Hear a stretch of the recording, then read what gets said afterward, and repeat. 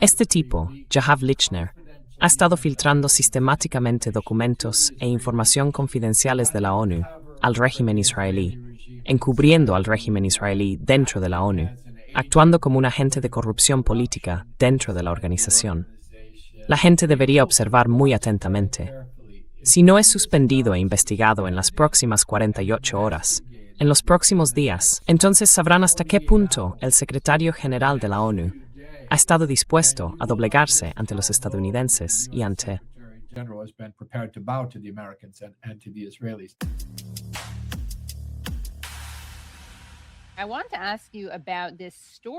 Quiero preguntarle por esta historia que acaba de publicar Dropsite News.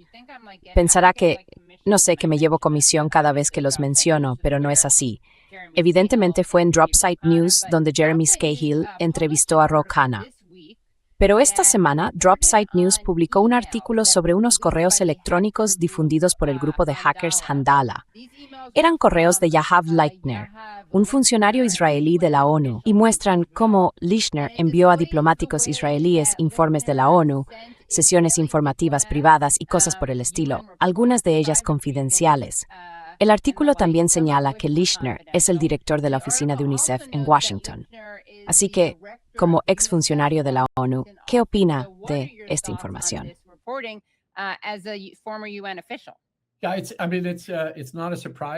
Chicos, quiero decir, no es una sorpresa, pero es horrible.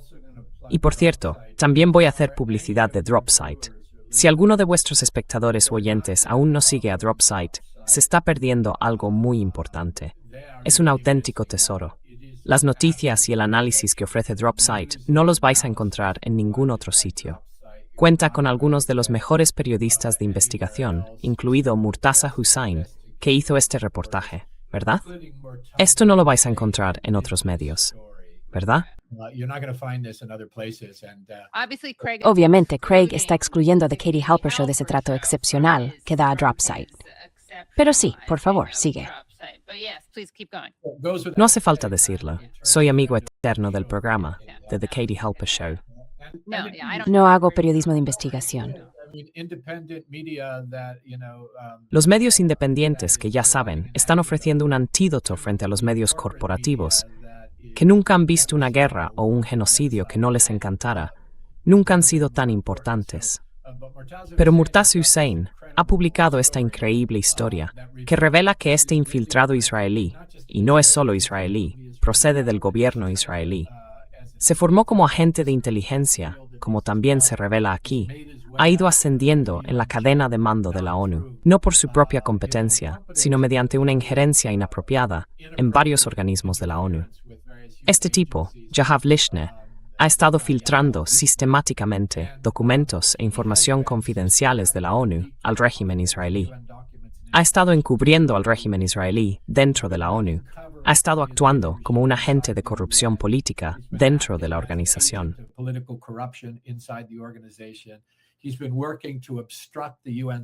Ha estado trabajando para obstaculizar la labor de derechos humanos de la ONU, destinada a exigir responsabilidades a los israelíes.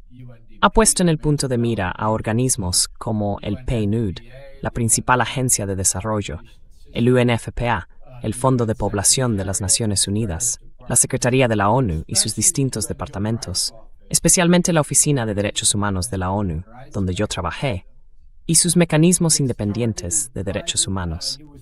También puso en el punto de mira reuniones privadas entre el Alto Comisionado de las Naciones Unidas para los Derechos Humanos y el gobierno de Estados Unidos durante su visita a Washington, así como a personal de la ONU que él creía que podía resultar problemático para el régimen israelí porque hacía su trabajo con honestidad, e incluso al propio secretario general. Y lo que hicieron Murtaza Hussain y Dropsite fue conseguir todo este conjunto de correos electrónicos muy, por usar de nuevo la palabra, reveladores.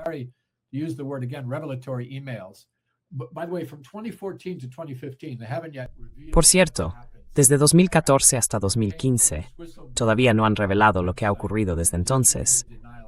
Esto procedía de un sitio web de filtraciones llamado Distributed Denial of Secrets, originalmente de Handala, el grupo de hackers que mencionaste. Y estas filtraciones revelaron muchas cosas.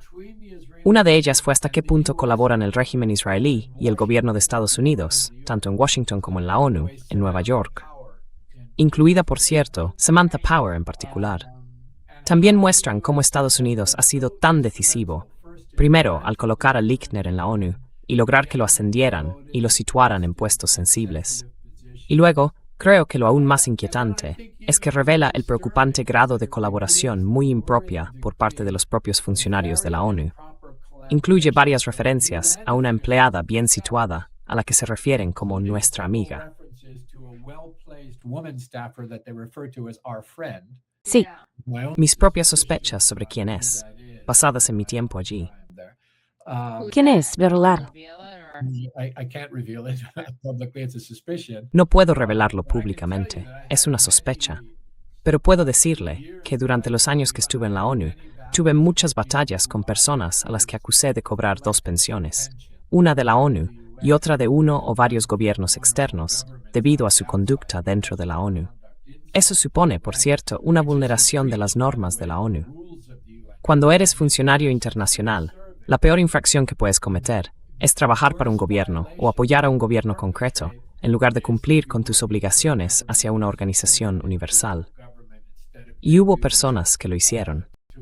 De algunas sospecho mucho.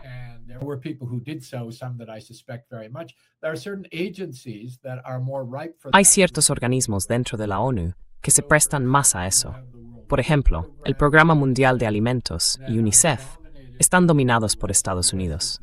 Estados Unidos es el principal donante.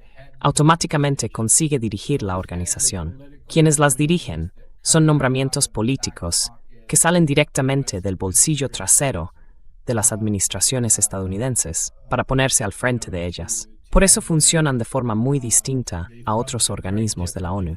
Y después, lo más peligroso de todo, desde mi punto de vista, es el Departamento de Asuntos Políticos de la ONU, que siempre está dirigido por alguien del aparato de seguridad nacional de Estados Unidos, del Departamento de Estado, del Consejo de Seguridad Nacional, y que siempre se dedica a controlar los daños para Estados Unidos y, por extensión, para los israelíes.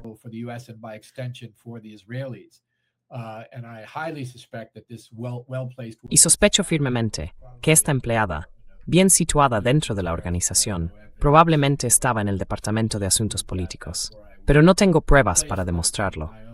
Por mi propia experiencia, ahí es donde yo los situaría. Pero también había, ya sabe, otras personas no identificadas dentro de la ONU que le proporcionaban información a Lichtner. Desde donde él estaba, no tenía acceso directo a los documentos que compartía. Esos documentos procedían o bien del Departamento de Asuntos Políticos o de la propia oficina del secretario general. Así que había personas colaborando con él dentro de las Naciones Unidas, proporcionándole documentos confidenciales, comunicaciones e información a ese tal Lichtner, que luego se los facilitaba al régimen israelí.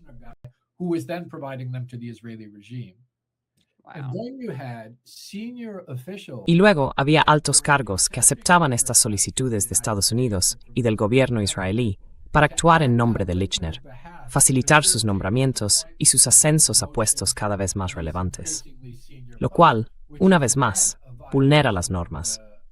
Y una de las cosas que me resultaron más interesantes fue que algunos de los nombres que Lichtner mencionaba en sus comunicaciones, y a los que estaba siguiendo especialmente, eran nombres como Nikolai Mladenov. Algunas personas conocerán el nombre de Mladenov. Esto aparece en referencias de 2014 y 2015. Ahora es el jefe del órgano de gobierno de la Junta de Paz de Trump.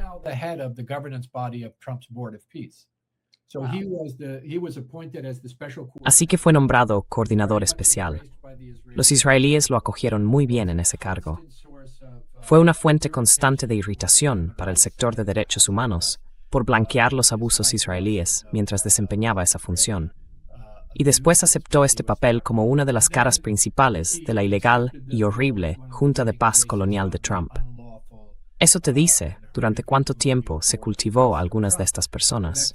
O Catherine Colonna, a quien se menciona aquí en estos correos electrónicos, y a quien años después la ONU elegiría para dirigir la investigación de la ONU sobre la UNRWA, después de que Estados Unidos e Israel hicieran acusaciones falsas contra la UNRWA en un intento de cerrarla durante el genocidio, para facilitar el genocidio.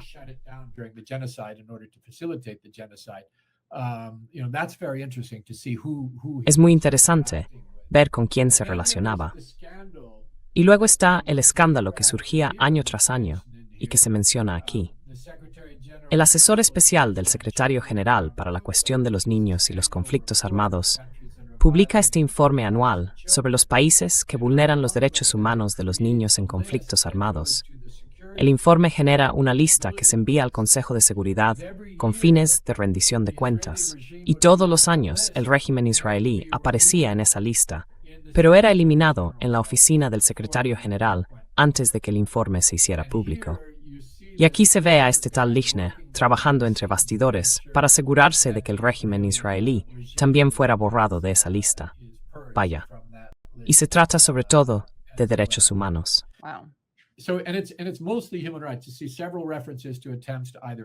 Se observan varias referencias a intentos de influir, rebajar o contrarrestar informes de la ONU sobre atrocidades israelíes. Y recuerden, este hombre trabajó en 2 agencias de la ONU y actualmente dirige la oficina de UNICEF en Washington, D.C., la principal agencia responsable de los derechos de la infancia. Después de todo esto, sigue al frente de su oficina en Washington, D.C., y creo que la gente debería observar muy atentamente. Si no es suspendido e investigado en las próximas 48 horas, en los próximos días, entonces sabrán hasta qué punto el secretario general de la ONU ha estado dispuesto a doblegarse ante los estadounidenses y los israelíes. Y entonces será interesante ver qué hace la administración Trump después de esto.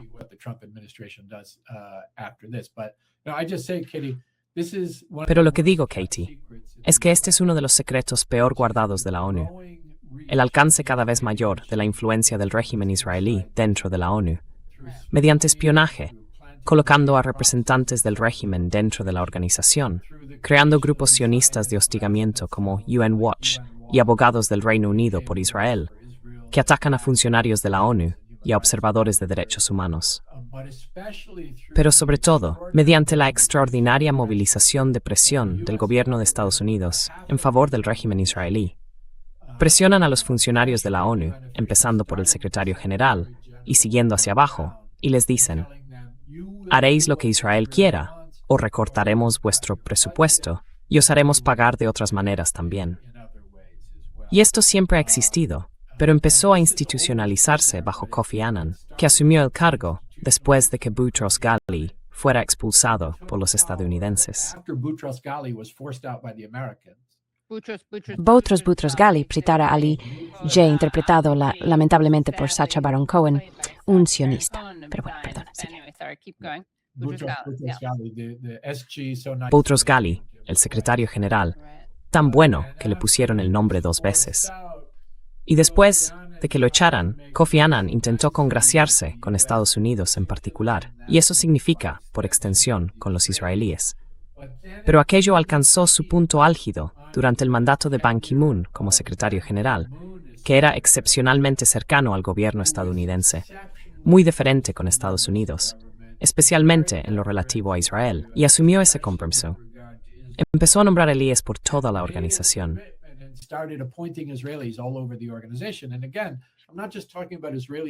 Y repito, no hablo solo de israelíes que resultan ser expertos en derechos humanos o en desarrollo, procedentes de ámbitos técnicos. Hablo de personas del gobierno israelí, del régimen, que estaban allí, evidentemente, para cumplir los designios del régimen.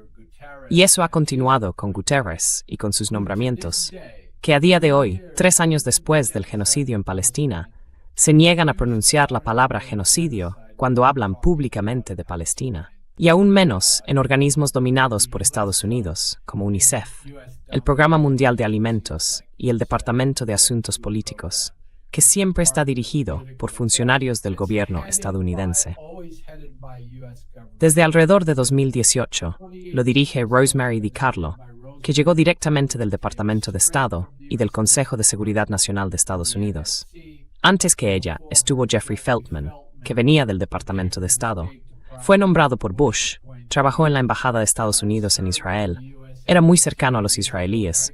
Formó parte de la autoridad de ocupación en Irak, de la ocupación estadounidense de Irak, y fue subsecretario de Estado para Oriente Medio, cumpliendo los designios israelíes en la política exterior estadounidense.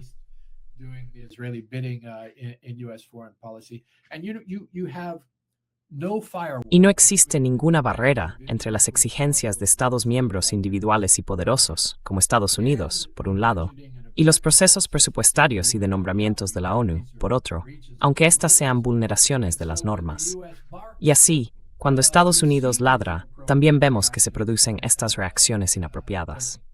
Esta es una revelación fantástica de Murtaza Hussain y Dropsite News. Es la punta de un iceberg.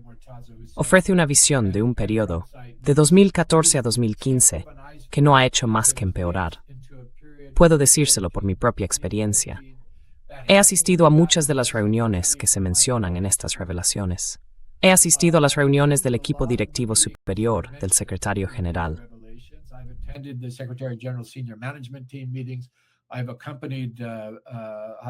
He acompañado al alto comisionado a sus reuniones en Washington. He visto cómo funcionan estas cosas y he visto las injerencias que se producen. Y puedo decirles que desde entonces no ha hecho más que empeorar. Es realmente importante que todo esto salga a la luz para que pueda eliminarse y deje de corromper a la organización. Y terminaré diciendo, miren lo que le están haciendo a la Corte Penal Internacional. Se están llevando a cabo esfuerzos similares en las Naciones Unidas y en todas las instituciones internacionales que podrían representar algún tipo de límite al poder desnudo del eje Estados Unidos-Israel en su actual campaña contra el derecho internacional y los derechos humanos internacionales en todo el mundo.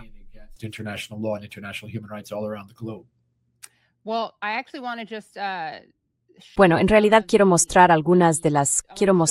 este artículo y algunas de sus revelaciones porque creo que es muy revelador, es interesante verlo, observarlo. Bien, aquí está. Solo para sus ojos, el topo de Israel dentro de las Naciones Unidas. Correos electrónicos hackeados muestran que Yahav Lichtner, un funcionario de la ONU, proporcionó repetidamente a diplomáticos israelíes informes confidenciales de la ONU y sesiones informativas privadas. Ahora dirige la oficina de UNICEF en Washington. Y aquí tienen algunos de los correos filtrados traducidos. Veamos uno. Por desgracia no me deja ampliar mucho más. Vale. Es curiosa la imagen para acercarla.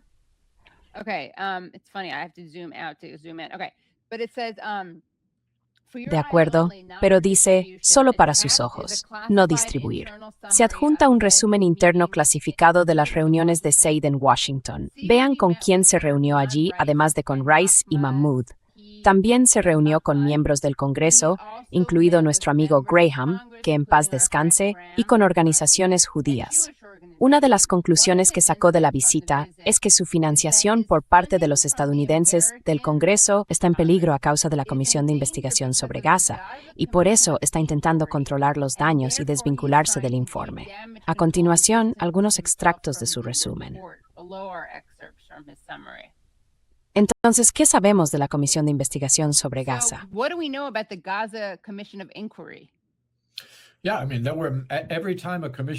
Sí, quiero decir, cada vez que el Consejo de Derechos Humanos de la ONU encargaba una comisión de investigación, unas investigaciones independientes sobre derechos humanos que documentaban las atrocidades del régimen israelí a través de sus sucesivas masacres en Gaza, otra en el ataque al Mavi Marmara, donde las fuerzas israelíes asesinaron a los trabajadores humanitarios a bordo de uno de los primeros barcos de la flotilla, y así sucesivamente. Había una enorme reacción en contra por parte del gobierno de Estados Unidos, del régimen israelí, de sus grupos afines a Israel y demás. Y la forma en que Estados Unidos hacía esto era amenazando directamente la financiación de la organización y a las personas que estaban al frente. Así que amenazaban a altos comisionados, secretarios generales o a quien fuera, con toda clase de medidas de presión que tienen a su disposición.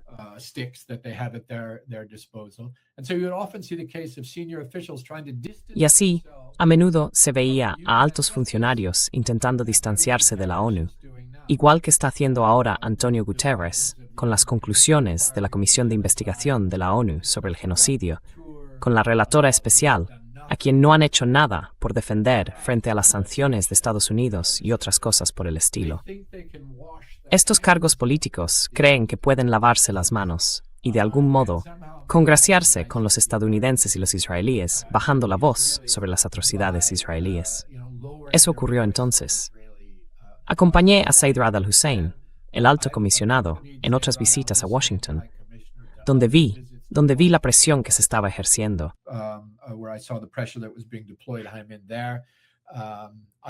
Vi cómo varios secretarios generales intentaban restar importancia a, quiero decir, ya sabe, iniciativas. Por ejemplo, hay una base de datos anual que vigila empresas que hacen negocios ilegalmente en los territorios ocupados, apoyando la ocupación ilegal de Palestina. Hay una base de datos de estas empresas cuyo mandato procede de los propios Estados miembros en el Consejo de Derechos Humanos. Y, a petición de los estadounidenses y los israelíes, esa base de datos, que se supone que debe publicar el Alto Comisionado de Derechos Humanos desde la oficina en la que yo trabajaba, la retrasaron deliberadamente durante años y aseguraron a organizaciones sionistas que la estaban retrasando. Vaya. Como sabe, ha habido sucesivos secretarios generales, entre ellos Ban Ki-moon, Antonio Guterres y otros, así que se ven ese tipo de cosas. Está la presión interna, especialmente la presión de los estadounidenses, pero también la presión de estos grupos afines al régimen israelí, que atacan a la ONU y demás. Luego van al Congreso, y la Oficina de Derechos Humanos no está representada en esas audiencias del Congreso. Llevan a estos grupos de ataques sionistas, como Windwatch y otros, que simplemente repiten sus mentiras, sus ataques y sus campañas de difamación en nombre del régimen israelí. Y eso queda en el registro del Congreso, y luego se incorpora a las decisiones presupuestarias sobre la financiación estadounidense y sobre diversos programas y organizaciones, entre otras cosas.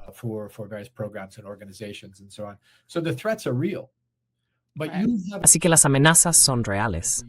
Pero, como funcionario de la ONU, tienes que tomar una decisión. La primera opción es elegir las normas, los estándares, el derecho internacional, las reglas de derechos humanos, tu juramento como funcionario público internacional y el mandato de tu organización de defender los derechos humanos sin miedo ni favoritismos. Esa es la primera opción. O cedes a la presión política y dices, vale, criticaremos los abusos contra los derechos humanos en los países X, Y y Z, pero no criticaremos los que el gobierno estadounidense no quiere que critiquemos.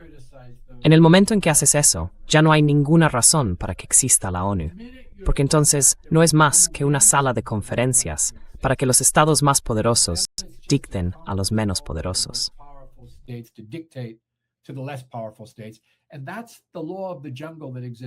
Y esa es la ley de la selva que existe fuera de la ONU. Se suponía que la ONU debía establecer un sistema de derecho internacional, de diplomacia internacional, con el que se pudiera atenuar la ley de la selva. Si la propia ONU es una extensión del imperio estadounidense, una extensión de la ley de la selva, no hay razón para que exista.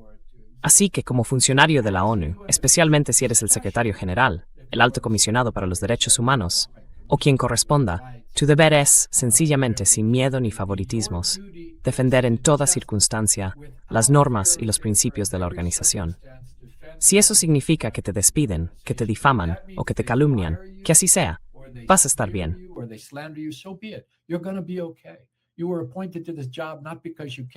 Te nombraron para este cargo no porque vinieras de trabajar en un garaje, en cualquier sitio. Eres una persona privilegiada. Vas a estar perfectamente. Pero tu legado no estará bien si haces este tipo de cosas. Y saben que funciona. Por eso lo hacen. Y lo hacen colocando a su propia gente dentro. Una de las revelaciones de este informe fue, ya sabes, que en uno de los documentos se mencionaba que iban a nombrar a alguien para un puesto y movilizaron oposición contra ello. Así que trabajan desde dentro, pero también desde fuera, introduciendo estas amenazas. Amenazas personales, amenazas a tu presupuesto, amenazas a lo que sea.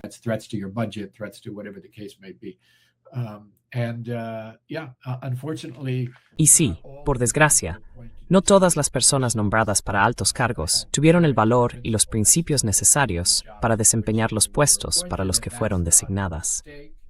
Y eso no es un error. Ahora hay una campaña para elegir a un nuevo secretario general. Pueden estar condenadamente seguros de que el candidato con más posibilidades de imponerse será aquel al que menos teman los estadounidenses, los israelíes, los británicos, los franceses, los miembros permanentes del Consejo de Seguridad y otros.